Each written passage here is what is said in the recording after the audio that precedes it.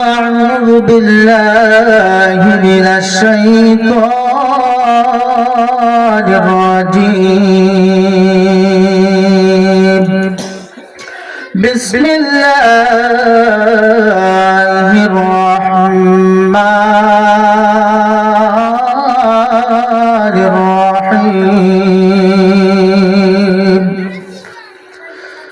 قل إن كنتم تحبون الله فاتبعوني يحببكم الله ويغفر لكم ذنوبكم والله غفور رحيم.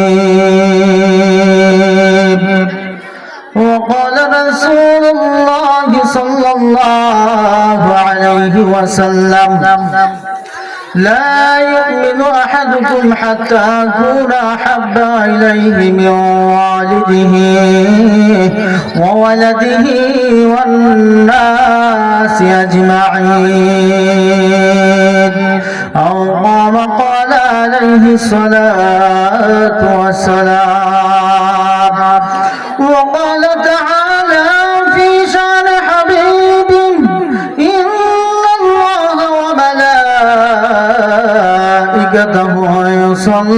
يصلون على النبي يا أيها الذين آمنوا صلوا عليه وسلموا تسليما.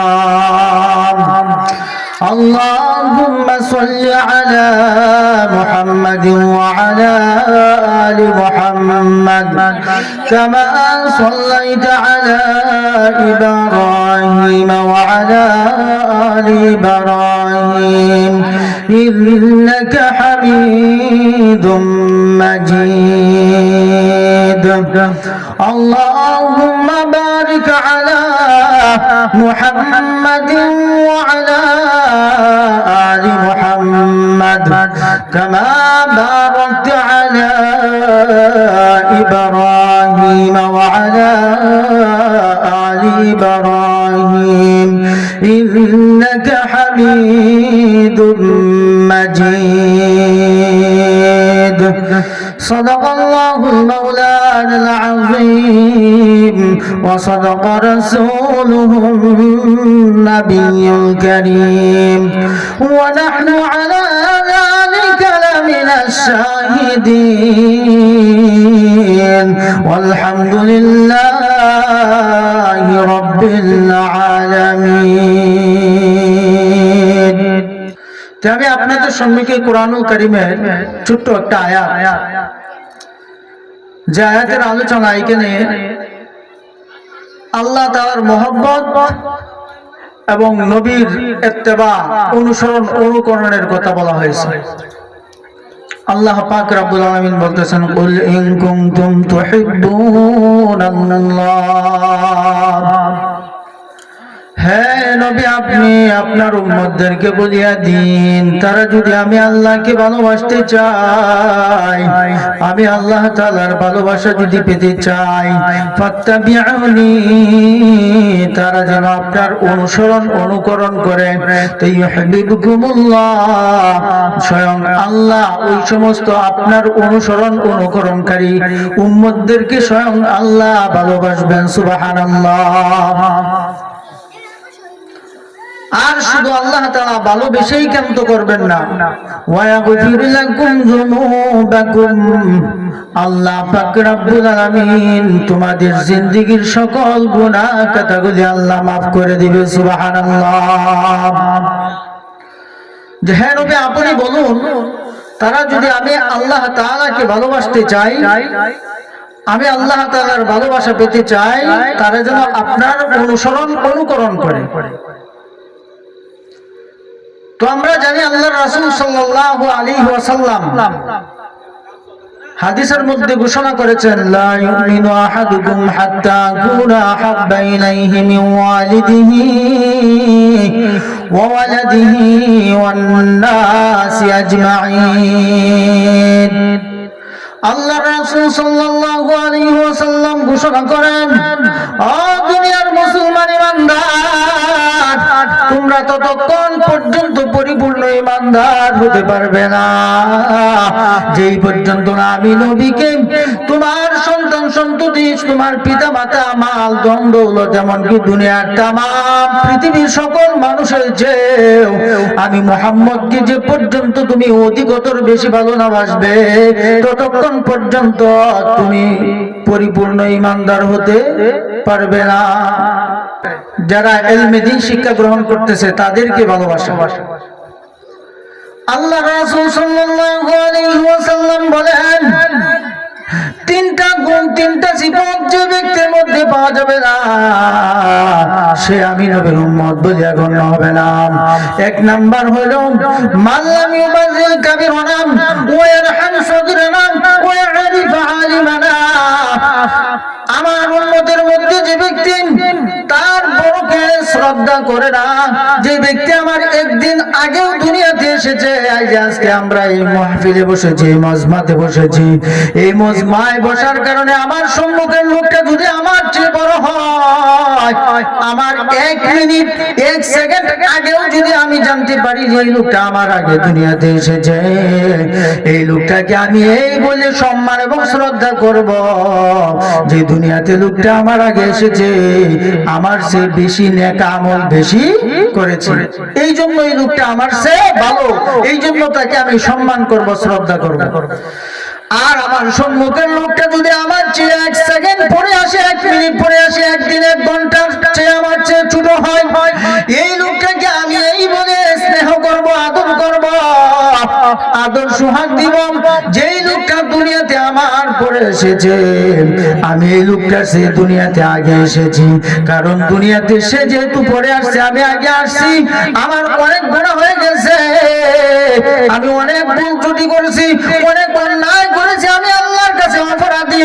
কাজে আমার সম্মুখে যে লোকটা বসা, সে আমার চেয়ে ছোট, সে আমার পরে দুনিয়াতে আসছে, তার অন্যায় অপরাধ কম, তার গুনাহ কম, কাজে এই লোকটা আমার চেয়ে ভালো, এই জন্য তুমি তাকে কি করবা, মহব্বত করবা, এই জন্য তুমি আদর সোহাগ মাখা ডাক দিয়া ডাকবা, এই লোকটাকে তুমি এই জন্য স্নেহ করবা যে সে দুনিয়াতে তোমার পরে আসছে, তোমার চেয়ে গুনাহ কম করেছে। এই জন্য আল্লাহ রাসূল সাল্লাল্লাহু আলাইহি ওয়াসাল্লাম বলেন, ওই ব্যক্তি আমার উম্মত হতে পারবে না যার মধ্যে তিনটা ক্রাইটেরিয়া, তিনটা সিফত, তিনটা গুণাগুণ বৈশিষ্ট্য যার মধ্যে খুঁজে পাওয়া যাবে না। এক নাম্বার গুণাগুণ হলো যে বড়দেরকে শ্রদ্ধা করে না, সে আমি নবীর উম্মত না। আর যে ছোটকে স্নেহ করে না, আদর করে না, সে আমি নবীর উম্মত না। তিন নাম্বার, যে ব্যক্তি আলেমকে সম্মান করে না, আলেমকে মহব্বত করে না, ভালোবাসে না, সাহায্য সহযোগিতা করে না, সে আমি নবীর উম্মত না।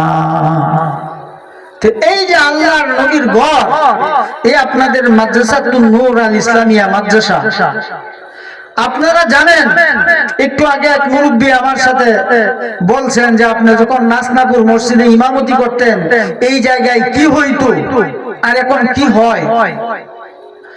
আল্লাহ রাসূলের ঘোষণা, কোন এলাকায় যখন হক্কানি উলামায়ে কেরাম যখন ওই এলাকায় আসতে থাকে, হক্কানি উলামায়ে কেরামের চরণ দুলির কারণে আল্লাহ পাক রব্বুল আলামিন ওই এলাকার কবরের আযাব 40 দিনের জন্য মাফ করে দেয়। সুবহানাল্লাহ। আর আগে এখানে আসতো নর্তকী, ওইখানে আগে আসতো নাচনি, আগে এখানে আসতো বাউল, এইখানে আসতো ফাউল। এই যে কত ফাউল কথা কয় আমার নবীকে নিয়ে, আমার আল্লাহকে নিয়ে। কয়েকদিন আগে এক ফাউল, তাকে বাউল বলা যায় না, এইগুলি ফাউল। আগের বাউলরা এত সুন্দর করে গান কইতো, গানের মধ্যে অনেক অর্থ খুঁজে পাওয়া যেত, কিন্তু গান কিন্তু তাদের জন্য জায়েজ না, কারণ তারা তো লালালা হ্যাঁ ঠিং ঠিং ঠিং ঠিং, এটি জায়েজ নাই। কিন্তু গান, যেমন আমার নবীর শানে গান, এটা বলা জায়েজ আছে, কিন্তু হারমোনি তরবলা যদি আবার লন যাও, এই যে দিনের নবী মুস্তাফা রাস্তা দিয়া হাইটা যায়, হরিণের একটি বাধা ছিল গাছেরই তলায়। এই গান আপনি সারাদিন বলতে থাকেন, অসুবিধা নাই। কিন্তু দিনের নবী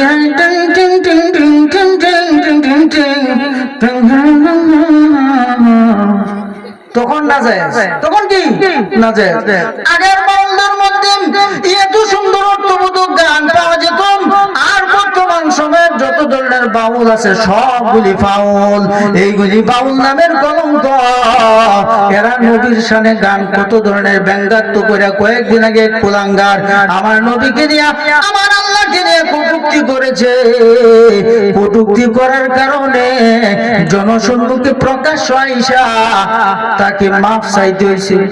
এটাকে মহব্বত করেন, এইটাকে ভালোবাসেন।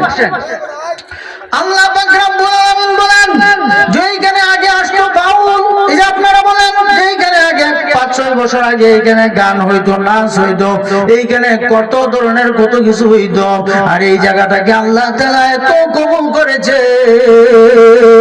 এই জায়গা কেউ সিরা কইরা হতে পারে, আল্লাহ তাআলা গোটা এলাকার কবর আযাব আল্লাহ মাফ করে দিয়েছে। সুবহানাল্লাহ। এই জন্য নবীর মহব্বত দিলের মধ্যে ঢুকাইতে হবে রে মুসলমান। ও নাস্তা বুড়াদা ওরা তাজপুর এলাকার মুসলমান, ও রৌহা এলাকার জনগণ, তোমরা জানিয়ে রাখবা তোমার দিলের মধ্যে আল্লাহর রাসূলের মহব্বত ঢুকাতে হবে। আল্লাহর রাসূলের জন্য সাহাবায়ে কেরাম জীবন দিয়েছেন। আমরা ইতিহাস জানি, আমরা সব বুঝি, শুধু আমরা মানি না। কিন্তু মসজিদ মাদ্রাসার জন্য, ওয়াজ মাহফিলের জন্য আমার কাছে যদি 10 টাকা, 50 টাকা, 100 টাকা হারি চাঁদা চাই, আমার কাছে যদি 100 টাকা বা 50 টাকা অনুদানের জন্য যায়, আমি কত ধরনের অজুহাত, কত কিছু করি।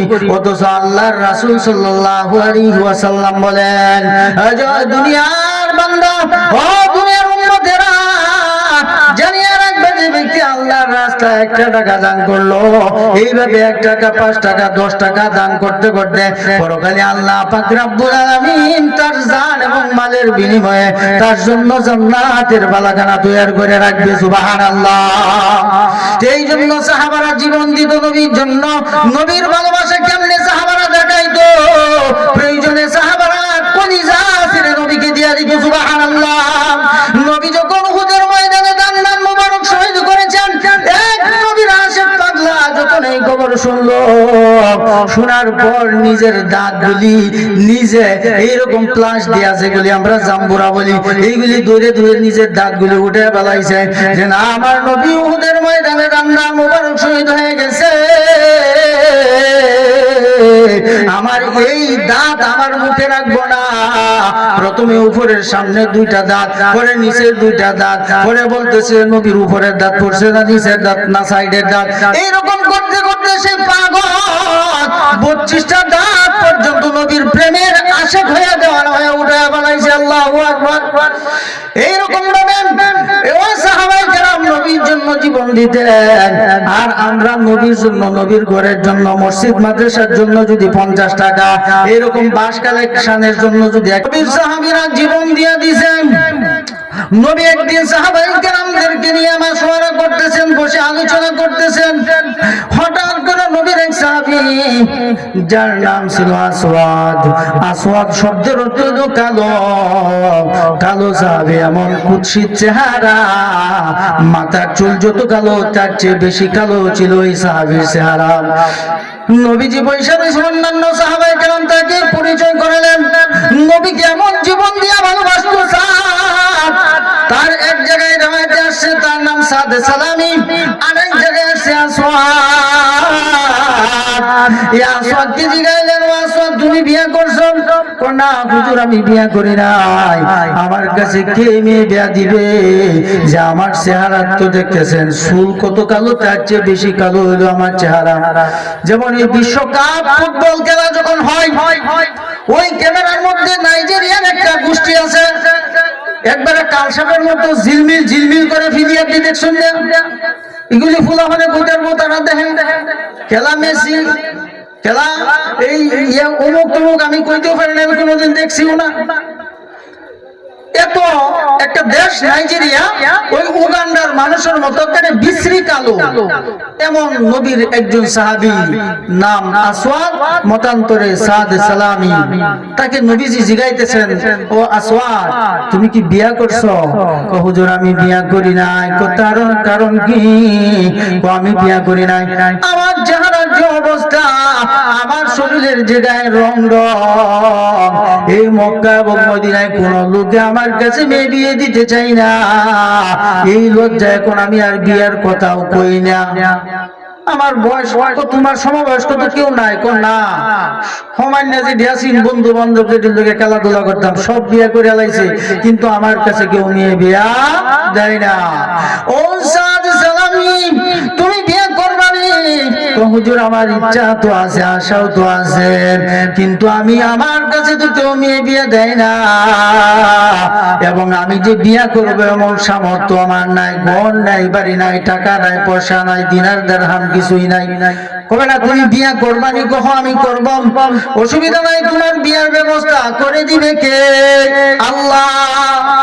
তুমি কাজে রাজি হও? হুজুর আমি সম্মত আছি। আমি রাজি হয়ে গেলাম। আল্লাহর রাসূল সাল্লাল্লাহু আলাইহি ওয়াসাল্লাম নিজের হস্ত মুবারক দ্বারা, নিজের হাতের দ্বারা একটা অন্য সাহাবাদেরকে বললেন, ও আমার সাহাবায়ে কেরাম, আমার কাছে একটা খাতা আর একটা কলম বানাও। আমার এই সাহাবীর জন্য আমি একটা সুন্দরী মেয়ের বিয়ের ব্যবস্থা করব। তোমাদের জানা মতো এলাকায় ভালো মেয়ে আছে নাকি যে বেড়ার কাছে কেউ মেয়ে বিয়ে দেয় না? যা আসলে এরা দেয় না, আবার তোতার ফান্তা বিয়েই কেউ দেয় না। এখন আমার সুন্দরী মেয়ে তো বেশি বুঝে। এক সাহাবী বলতেছে, ইয়া রাসূলুল্লাহ, ইয়া হাবিবাল্লাহ, আমার জানা মতে মদিনার মধ্যে সবচেয়ে বিশ্ব সুন্দরী রূপসী সুরসী এত সুন্দর একটা মেয়ে আছে, ওই তো আপনার একজন প্রিয় সাহাবী। এই মহিলাটা এত সুন্দর, এত রূপ লাবণ্যময় আল্লাহ করেছে, তার মধ্যে এত সৌন্দর্য বিলায় দিয়েছে। এই জন্য এই মদিনার সুন্দরী মেয়েটাকে বলা হয় হুরে মদিনা। সুবহানাল্লাহ। এই মেয়েটাকে বলা হয় হুরে মদিনা। কোথায় নাকি? কোনটা কার? যে অমুক সাহাবী। আল্লাহর রাসূল সাল্লাল্লাহু আলাইহি ওয়াসাল্লাম নিজ হাতে চিঠি লিখলেন, ও আমার প্রিয় সাহাবী, তোমার সুন্দরী মেয়েটাকে আমার কালো সাহাবী আসওয়াদের কাছে বিয়া দিয়া দিবা। ওই সাহাবীকে আমি আমার নিজের হাতের দ্বারা লিখিয়া চিঠি দিয়া পাঠাইলাম। ওই আমার সাহাবী যখন তোমার বাড়িতে যাবে, তোমার হাতে চিঠি পাওয়ার পর সাথে সাথে তোমার সুন্দরী মেয়েটা হুরে মদিনাকে আমার এই সাহাবীর কাছে দিয়া দিবে। ইতি রাহমাতাল লিল আলামিন। আল্লাহু আকবার। আল্লাহর রাসূল সাল্লাল্লাহু আলাইহি ওয়াসাল্লামের চিঠিখানা ওই আসওয়াদ নামের কালো সাহাবী দৌড়ে নিয়ে ওই মদিনায় হুরে মদিনার বাবার বাড়িতে যাওয়ার জন্য তারা করে দৌড়ে যাইতেছেন। দৌড়ে যাইতে যাইতে যাইতে যাইতে এক পর্যায়ে যাইয়া দেখে এত সুন্দর আলিশান বাড়ি এই সাহাবী আর কোনোদিন দেখে নাই। এদিক সেদিক তাকায়, বাড়ির চতুর্দিক দিয়ে ঘুরে সাদ যাইয়া দেখে অন্যান্য লোকদের কাছে জিজ্ঞাসা, এই যে বাড়িটা কার? যে অমুক সাহাবীর। ওনার কি একটা সুন্দরী মেয়ে আসেনি? কোহা একটা সুন্দরী মেয়ে আছেন। কোকিল লিগে আসছো? আমি বিবাহের প্রস্তাব নিয়ে আসছি। শেষ পর্যন্ত যখন উনি সঠিক সিদ্ধান্তে পৌঁছতে পারলেন যে তার কাঙ্ক্ষিত বাড়িটা এইটাই, এই বাড়িতে সুন্দরী মেয়েটা আছেন, ওই বাড়িতে যখন প্রধান ফটক দরজা গেট দিয়ে ঢুকতে চাইলেন, ওই বাড়ির যে রক্ষী ছিল, ওই দারোয়ান ছিল, সে কইতেছে, তখন বাড়িতে ঢুকে, এই যারা যাও, তার তো পাওয়ার আছে। আপনাদের এলাকা একজন সাধারণ লোককে যদি এমপি হিসাবে সিডি লিখে দেয়া কয় যে অমুক মন্ত্রীর কাছে যাও, মন্ত্রীর পিএস বা বডিগার্ড যারা বা দারোয়ান যারা, হ্যাঁ আর বই কি হ্যাঁ করবো? তারা তো কি আছে? মান আছে, পাওয়ার আছে। আমি এই বাড়ির দারোয়ান, দূরে থাক। আমি কোথা থেকে এসেছি জানি? আমি নবীজি চিঠি নিয়া ওই আবু আইয়ুব আনসারীর বাড়িতে সুন্দরী মহিলা হুরে মদিনাকে বিয়া করার জন্য এসেছে। আমাকে বারণ করিও না, আমার গতি রোধ করিও না, তুমি দূরে যাও, নাহলে তোমার মালিককে ডাক দাও। ওই দারোয়ান যা তার মালিককে ডাক দিলেন। মালিক তার আলিশান বাড়ি থেকে বের হয়ে যখন গেটের সামনে আসলেন, তখন আসওয়াদ সালাম দেয়, আসসালামু আলাইকুম ওয়া রাহমাতুল্লাহি ওয়া বারাকাতুহু। কারণ কোন মানুষের সাথে দেখা হইলে কথা বলার আগে সালাম দিতে হয়, আসসালামু ক্বাবলাল কালাম। আমরা তো সালাম লওয়ার লাগে চেষ্টা করি, গা গুছা করে বইতে এই যে কেলাঙ্গা সালাম দিতেছে। আল্লাহ রাসূল সাল্লাল্লাহু আলাইহি ওয়াসাল্লাম বলেন, কোন ব্যক্তি যদি দৈনিক 20 জন লোককে সালাম দেয়, কারণ যে সালাম দিবে তার আমলনামায় 90টা নেকি দান করিবেন কে? আল্লাহ। আর যে লইল, আপনি যে লোয়ার অপেক্ষায় রইলেন, আপনার আমলনামায় মাত্র 10টা নেকি। এই জন্য 90 এর চেয়ে 10 এর পাওয়ার বেশি না কম। এই জন্য আমি সালাম দিব। দৈনিক যদি কোনো ব্যক্তি সওয়াবের আশায় আল্লাহর রাসূলের সুন্নতকে জিন্দা করার জন্য 20 জন লোককে সালাম দেয়, ওই দিন যদি এই লোকটা মারা যায়, আল্লাহর রাসূলের ঘোষণা অনুযায়ী লোকটা জান্নাতি। সুবহানাল্লাহ।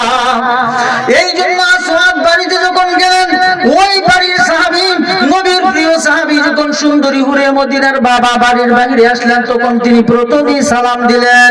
সালাম দেওয়ার পর সিটিটা ধরে দিলেন। ওই সাহাবী সিটি কানা পড়লেন, ও আমার প্রিয় সাহাবী, তোমার সুন্দরী মেয়েটা হুরে মদিনাকে আমার এই কালো সাহাবী আসওয়াদের সাথে বিয়া দিয়ে দাও, ইতি রাহমাতাল লিল আলামিন। এই সিটিটা যখন দেখছে, দেখে সাইরা, আপনার যদি একটা মেয়ে থাকে, মেয়েটা বিয়া দিতে লইলে আমরা দেশের তো হইলো সিস্টেম হইলো, আগে বিয়া দিই যে কয় কাটা জমি আছে মেসের দিতে খবর লই, বাড়ির বড়দর কি রকম, বাদে ওই যে বন্ধতে দাওয়া কাটা কইরা যে বনের ফুল আনছে, এটা বড় না ছোটু, মহিলারা কি আইরা এই উগার কুজে উগার মাছা ধান কি রকম আছে, গোল্লা ডিগি বড় না ছোটু। কিন্তু কেউ দিন দেখে না, কেউ নামাজ দেখে না, কেউ পর্দা বসিদা দেখে না। তো ওই নবীর প্রিয় সাহাবী যেহেতু একটা মাত্র সুন্দর মেয়ে, ওনার মনে কত আশার ভরসা যে আমি মদিনার মধ্যে সবচেয়ে ধনাঢ্য পরিবারের ব্যক্তি, আমার চেয়ে দ্বিতীয় আর 2 নম্বর কেউ ধনী না, একমাত্র আমি এই এলাকার সম্পদের মালিক। এরপরে আমার মেয়েটাকে আল্লাহ এত সুন্দর করে বানাইছে, এই মেয়েটা তো আমি যেমন উঁচু মাপের জাত বংশের এরকম একটা ভালো একটা ছেলে হ্যান্ডসাম বডি দেখেই বিয়া দিতে হইব। নবীদের হাতের চিঠি খানা পাইয়া সাহাবী মনে মনে একটু মনক্ষুণ্ণ, যাহারে আমার এত সুন্দর একটা মেয়ে, এই কালো কালো কালো তো একটা জাত আছে, এটা তো মাথার চুল দিছেও চেহারা কালা, এই মেয়ে এই ছেলেটার কাছে আমার মেয়েটা বিয়া দিতাম। শেষ পর্যন্ত সাহাবী বলতেছেন, জো কালামিয়া, যে তুমি চলে যাও, আমি নবীজি জীবন দিতে রাজি, সব কিছু দিয়ে দিব, কিন্তু আমার এত সুন্দর সুন্দরী রূপসী গুণবতী মেয়েটাকে আমি তোমার কাছে বিয়া দিতে পারি না, তুমি চলে যাও।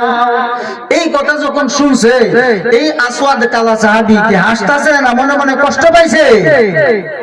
আমি নবীজির আগেই কইছিলাম যে আমার কাছে কেউ মেয়ে বিয়া দেয় না, এমনি সাধারণ মেয়ে বিয়া দেয় না, আর এখন মদিনার মধ্যে সবচেয়ে ধনী ব্যক্তি এবং সবচেয়ে সুন্দরী যে মেয়েটাকে বলা হয় হুরে মদিনা, এই ডেরে বিয়া দিব, বড় মন কালা করে দৌড়ে যাইতেছে। ওইদিকে মেয়েটা ঘর থেকে শুনলাম ওই যে সাহাবী বিয়ার প্রস্তাব নিয়ে আসওয়াদ গিয়েছিল, আসওয়াদের কথা এবং তার বাবার মধ্যে কি কথা হয়েছে, ওই সাহাবীর মেয়েটা সুন্দরী মেয়েটা হুরে মদিনা ঘর থেকে শুনছে। শোনার পর ঘর থেকে বের হয়ে আসে, আব্বা যান একটু আগে কে এসেছিল? তোমারে বলিস না, কেন এসেছিল, কি কারণে, কি বলে গেছে? আপনি লোকটাকে বিদায় করে দিলেন। আসার টাইমে আমি বুঝতে পারলাম যখন সালাম দিয়েছে তার মনের মধ্যে একটা আনন্দের গণগাটা, আনন্দ মধ্যে উঠলাই দিছিল, বিদায় বেলা যখন আপনাকে সালাম দেয়, সালামের মধ্যে একটা বিষাদ, মনের মধ্যে একটা কষ্ট অনুভূত হয়েছে। লোকটা আপনার কাছে এসেছিল সন্তুষ্ট চিত্তে, যাওয়ার সময় লোকটা কষ্টে পেয়েছে, তার কারণটা কি আমি একটু জানতে চাই। মেয়ের বাবা ডাক দিয়ে বলে, মা এই কথা তোমাকে জানানো যাবে না, সব খবর তুমি জানতে চেও না, কারণ তুমি জানো না সে কিসের প্রস্তাব নিয়ে আসছে। তো সব খবর আমি জানতে না চাইলেও আমি জানার অধিকার রাখি না। কিন্তু লোকটা যে দরবার থেকে যার উপমা দিয়ে যে ব্যক্তি পাঠাইছে, ওই ব্যক্তিকে না পাঠাইলে আল্লাহ তাআলা আপনাকে এবং আমাকেও সৃষ্টি করতেন না, কারণ এই ব্যক্তির কথাটা আমার একটু শুনতেই হবে।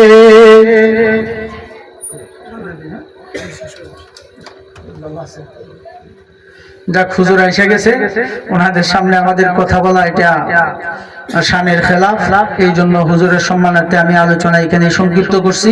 আমি তো এলাকারই, আপনাদের সম্মুখে সবসময় দেখা সাক্ষাৎ হয়। আল্লাহ পাক রব্বুল আলামিন আমাদের এই মাহফিলকে কবুল করুক, আর হুজুরের জবান থেকে মূল্যবান কথাগুলি শুনে যেন আমরা পুঙ্খানুপুঙ্খ রূপে আমল করতে পারি, সেই তৌফিক আল্লাহ তাআলা দান করুক। আমিন। ওয়া আখিরু দাওয়ানা আলহামদুলিল্লাহি রাব্বিল আলামিন। আসসালামু আলাইকুম ওয়া রাহমাতুল্লাহি ওয়া বারাকাতুহু।